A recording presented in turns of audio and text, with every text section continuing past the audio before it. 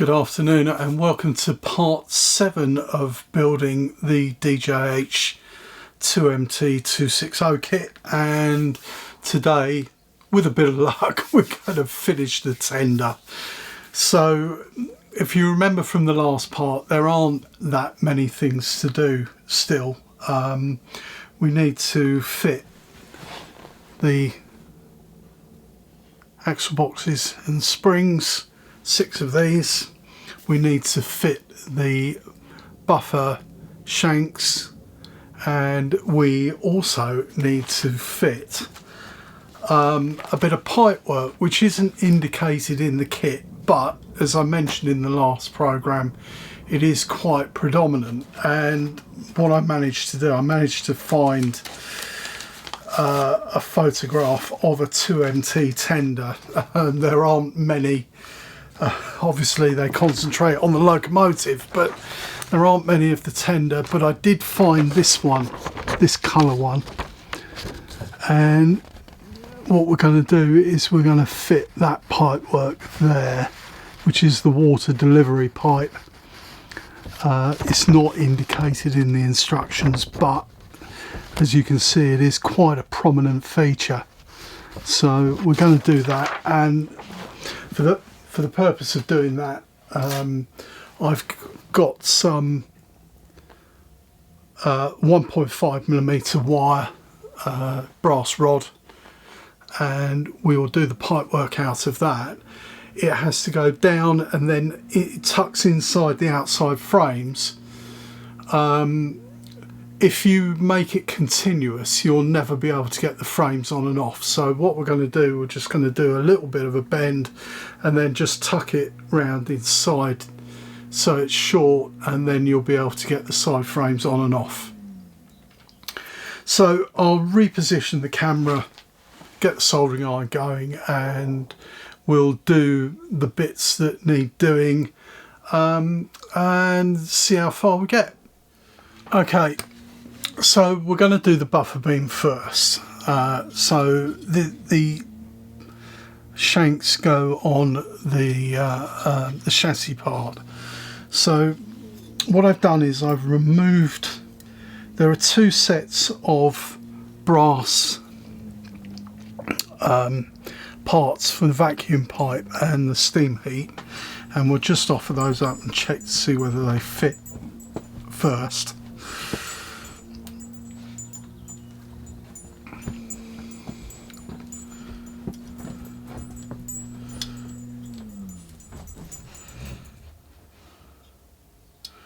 They do fit reasonably. I've cleaned the castings up a bit, removed the tarnish.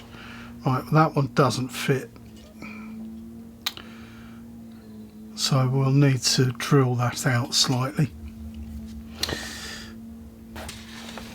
And we'll do the brass bits first, like we normally do, because they go at a higher temperature. So I'll just measure this part.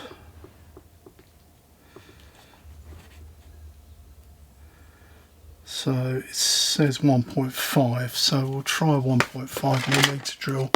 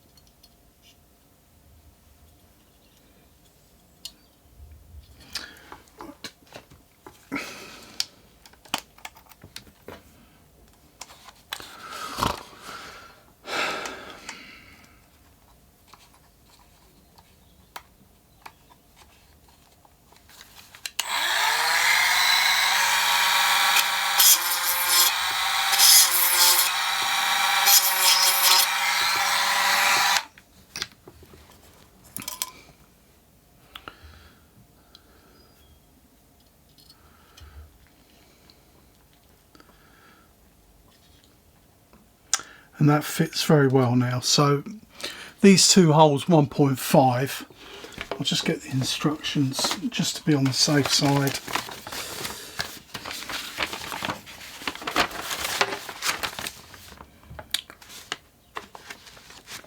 just make sure that we get them in the right place. So I had that in the wrong place. Vacuum pipe goes in this side.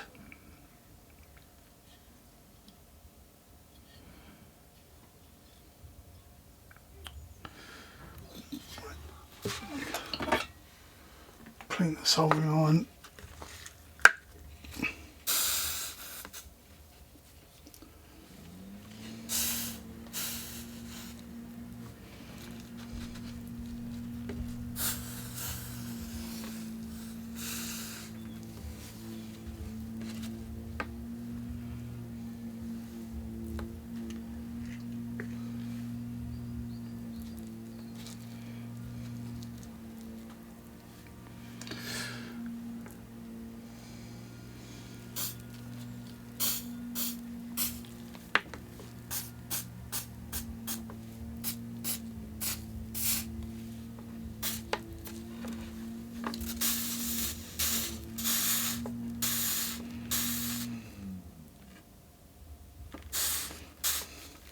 Right, so that's nice and clean.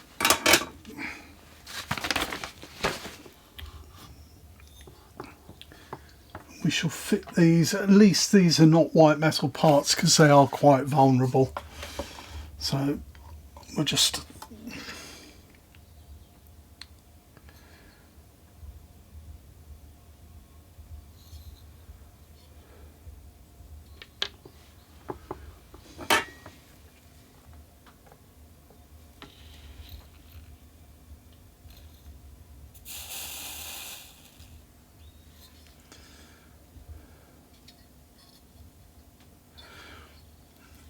that's pretty good. And then the steam heat one.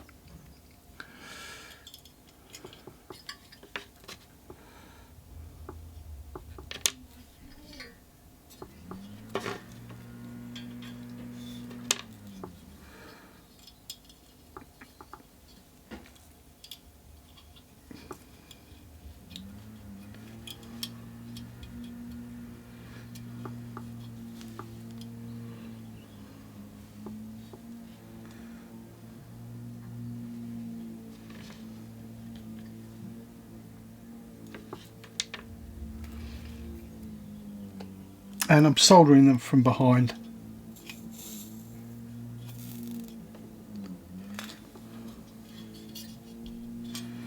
It's not quite.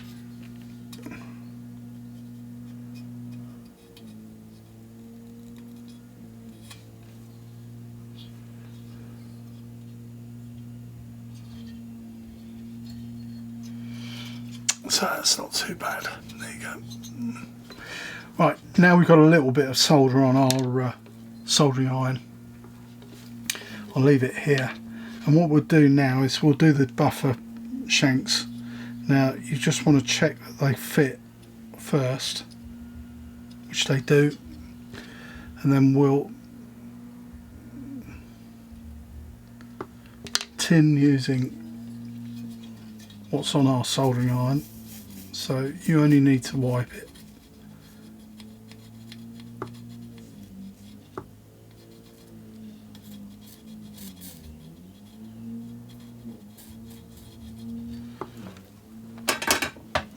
So if you can see that, you can see there is a very thin layer of 140 on that. Oop, I've dropped mine.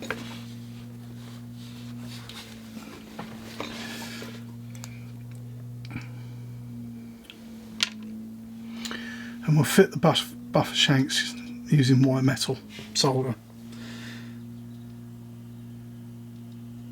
So make sure that they're square.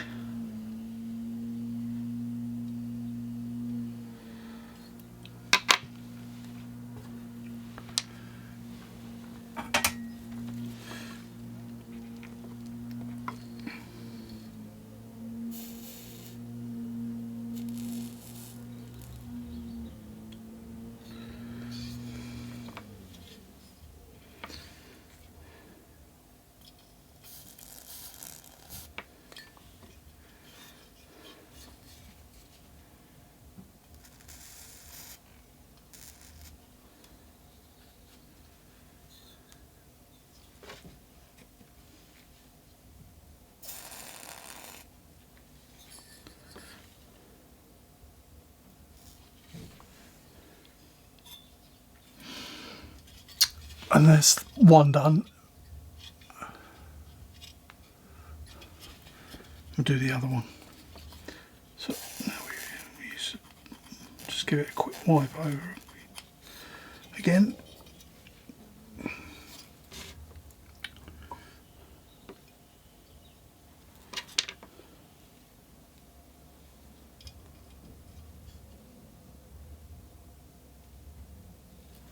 Again, make sure that it is square.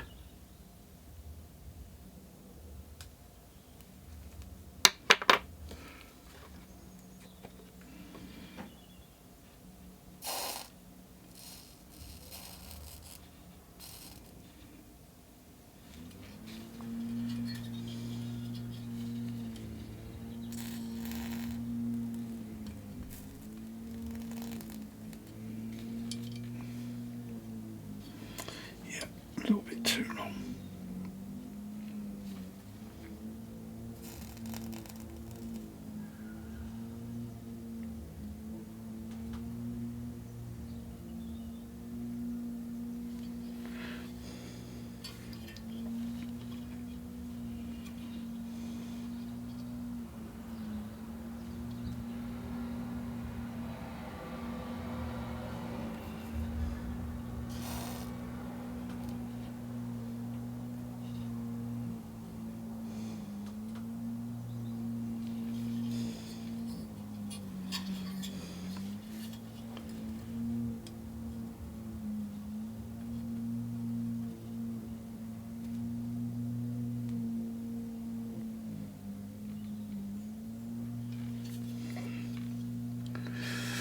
And the other one is done, so they're both done. If you notice what I did there, I didn't alter the temperature of the soldering iron, but I'm quite experienced with doing this. And the secret is not to leave the soldering iron on there too quick, for too long, rather. And if you do make a mistake with the positioning, don't apply the iron to the white metal bit. If you apply the iron to the brass near to the white metal casting, what will happen is that the solder will melt, and you can then slightly adjust the position as you need to. You don't need to put the iron on the part, and that is generally the secret of soldering white metal. If you're soldering it to brass, just use, and you will hear me referring quite a lot to indirect heat. Well, that's a classic example of using indirect heat, because the white metal solder melts at 70 degrees. You don't need to apply a soldering iron at 400 odd degrees to the white metal part, because the heat will conduct through the other piece. So that's how I've done that. So the chassis, apart from having the plungers fitted and 6 cosmetic rivets around the draw hook, that's finished now. So I'll put that to one side, and we will do the axle boxes on the frames. Now you'll see that I've pre-done this one.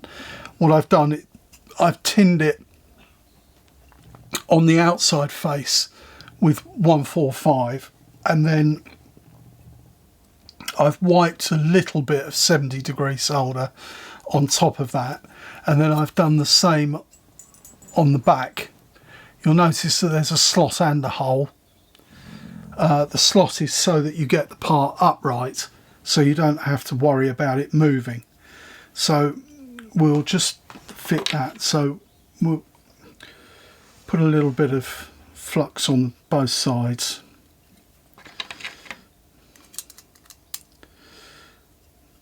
And then you just need to line it up by eye. Make sure that the keeper plate at the bottom, this long part, is level with the bottom of the frame. If it's slightly bent, you can adjust the castings by hand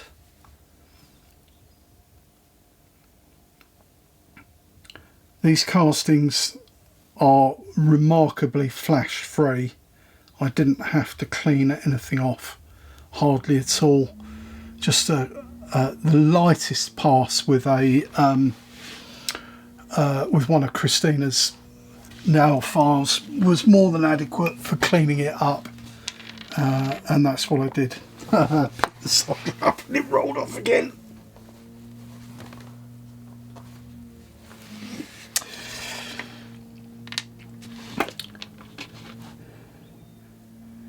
So there we have it. It's reasonably centered. It looks okay at the front. The keeper bar is level with the bottom of the brass, and you might need a little bit of asbestos fingers for this, or if you've got a clamp which isn't too tight, or a closed peg or something like that.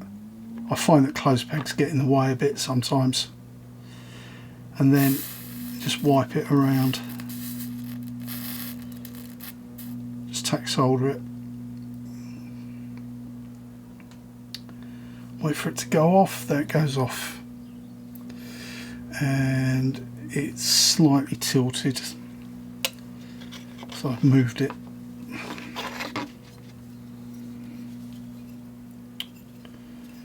So we'll adjust it.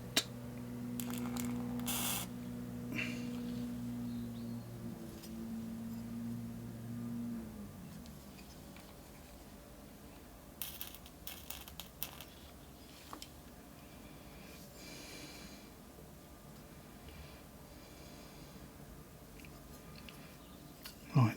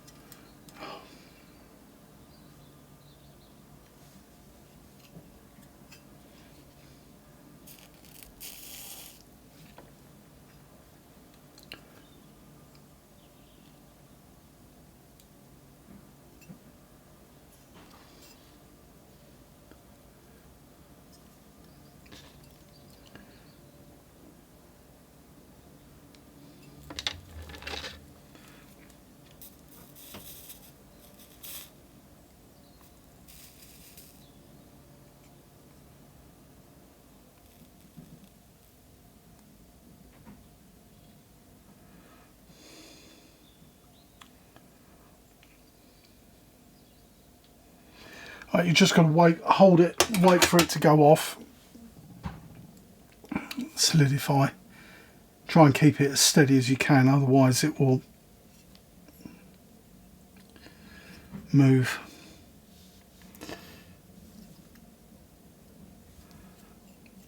And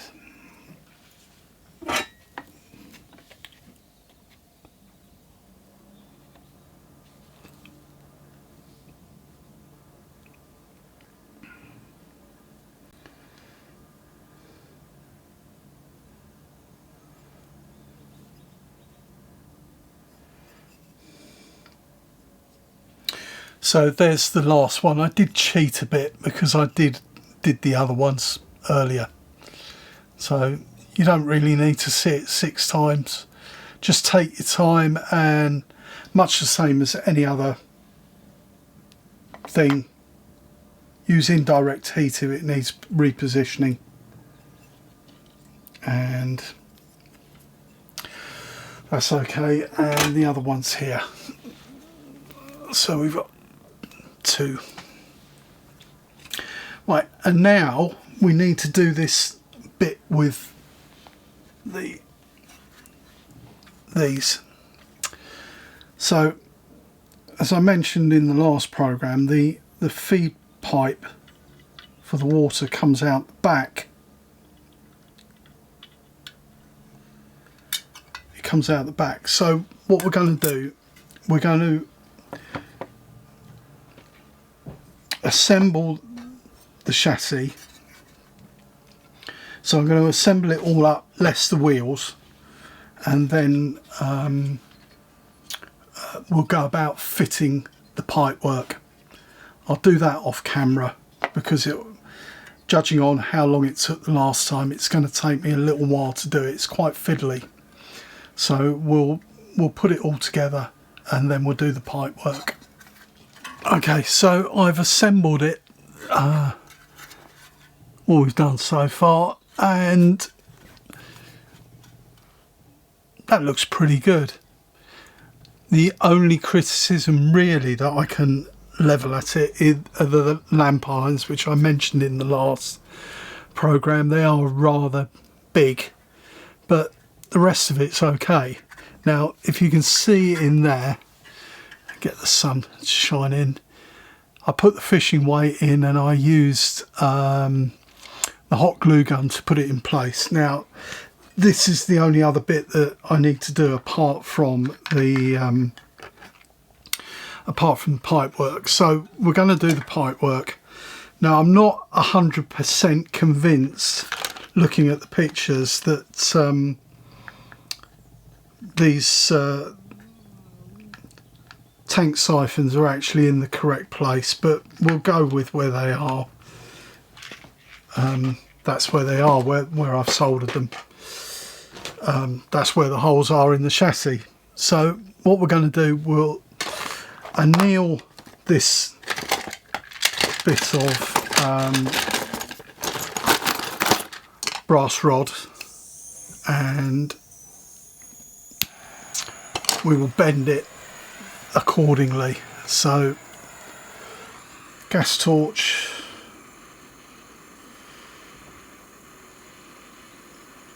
and you'll need to anneal about 20mm, an inch.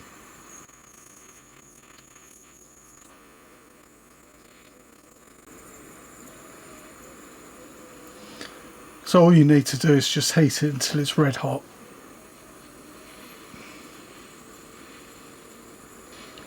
So it glows.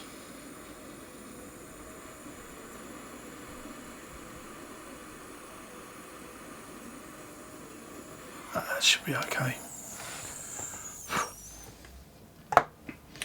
And then we'll just quench it on that. Right, so the first bend in this pipe is very, very close to the end. So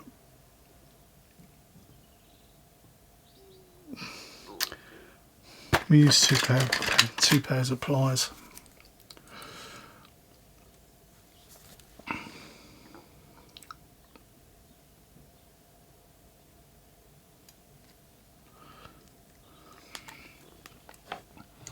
Just offer it up, see if it's any good, and yeah, we'll just take the end off it with the disc.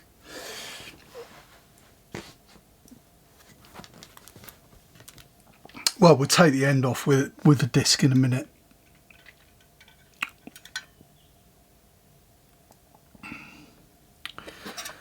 So it goes in there, and then you need to get it through that cutout and to go this way.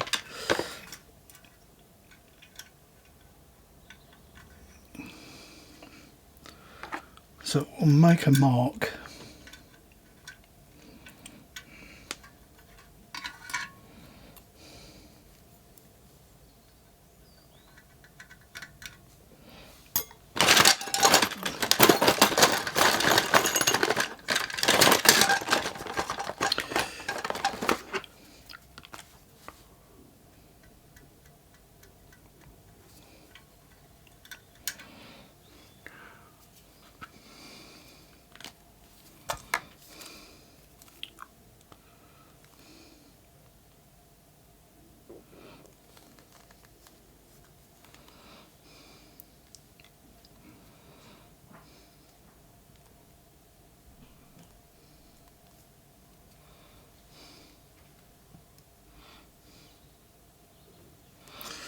And then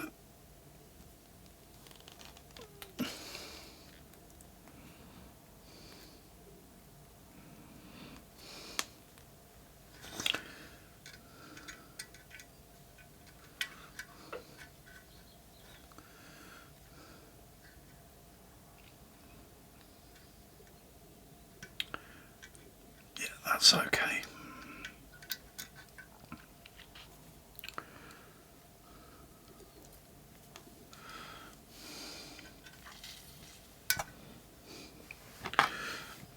And you don't want it to go too far, otherwise you won't get the side frames on and off. So that is in essence all you need. So we'll just skim the end off that so that it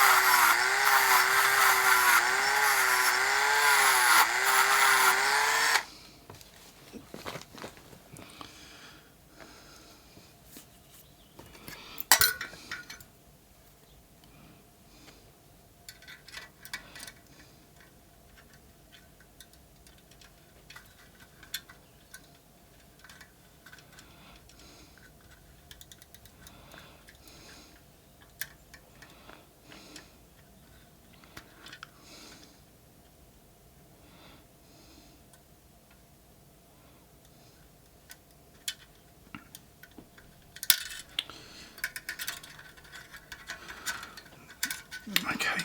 It's okay. It might need a little bit of adjustment inside. So what we'll do is we'll solder this in place, and then we'll do the adjustments carefully once it's soldered in place. So again, you're soldering brass to white metal, so we'll do the standard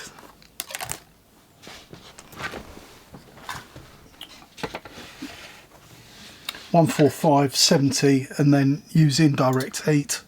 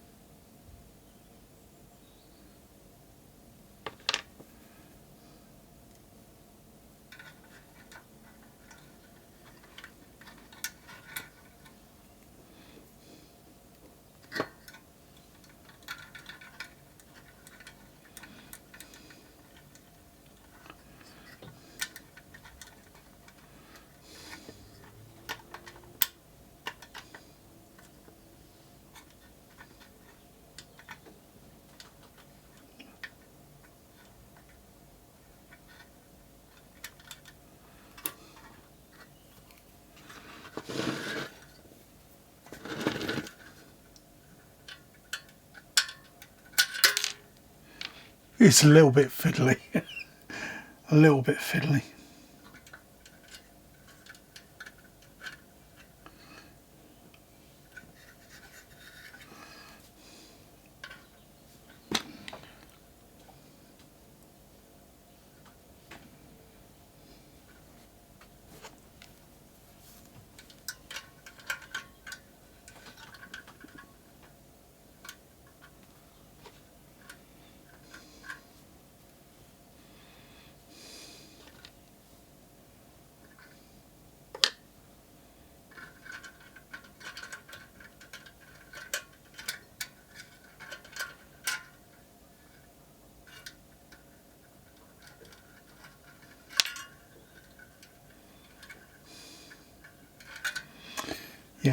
It's pretty fiddly.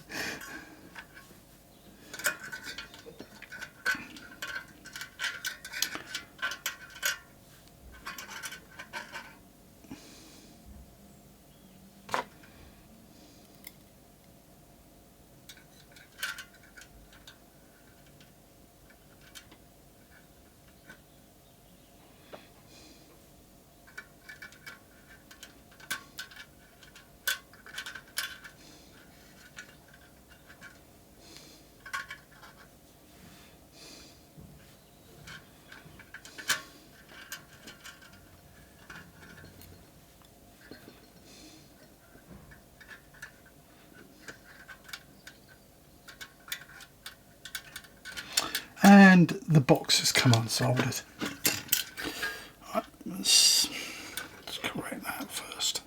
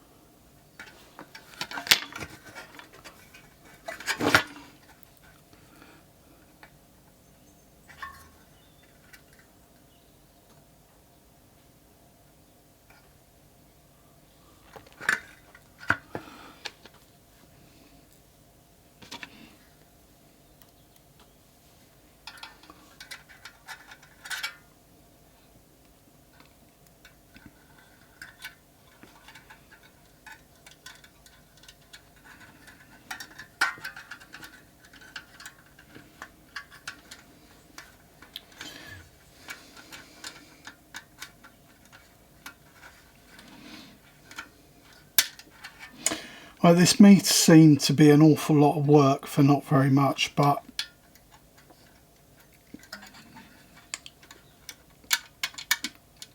the water delivery pipes are quite prominent.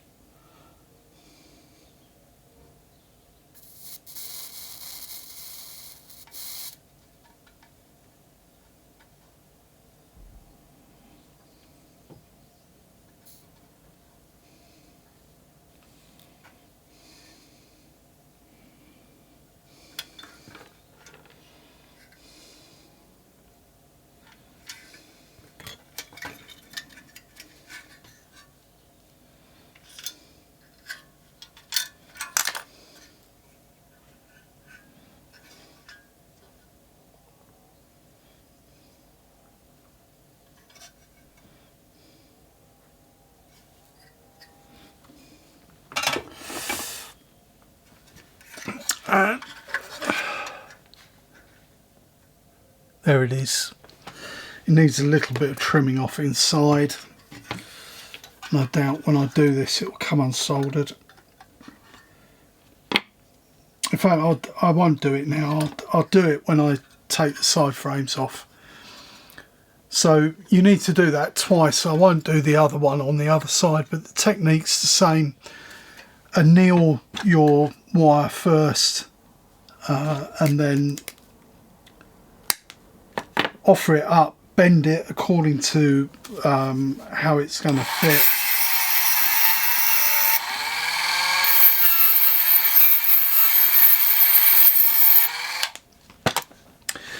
And we will do the last major thing for the tender, which is the bunker top.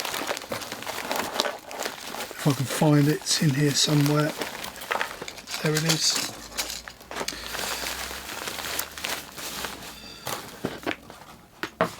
So there's the bunker top. It's all been,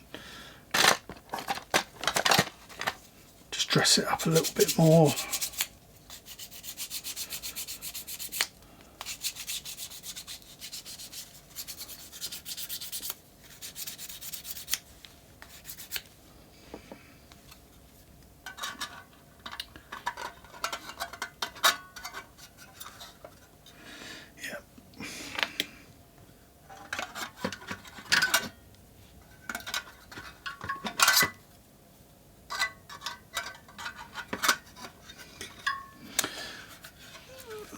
So there it is. I'll just solder this up quickly. Just make sure it's seated.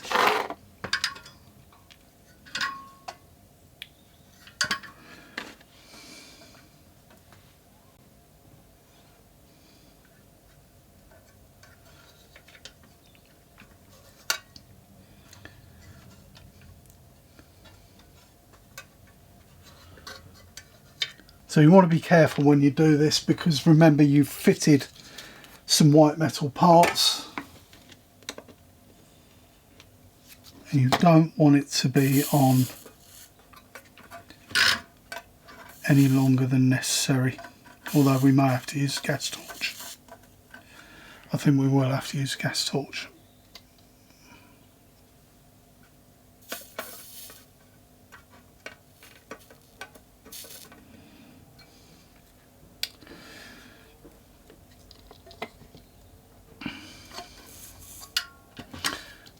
So I'm just going to put a little bit around.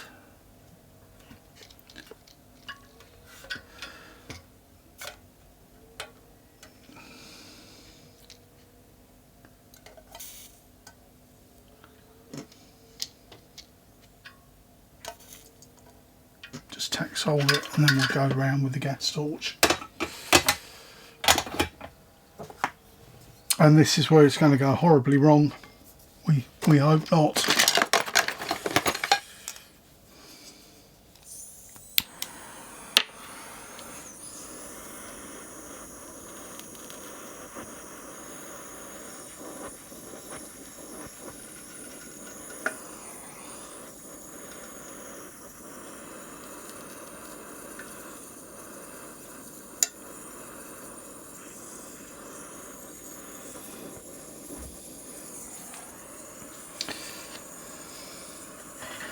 You don't have to worry too much about it being a good soldered joint all the way around, because you're going to fill it up with coal.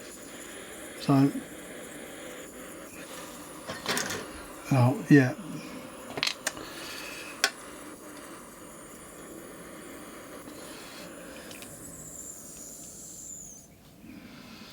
Yeah, one bit fell off.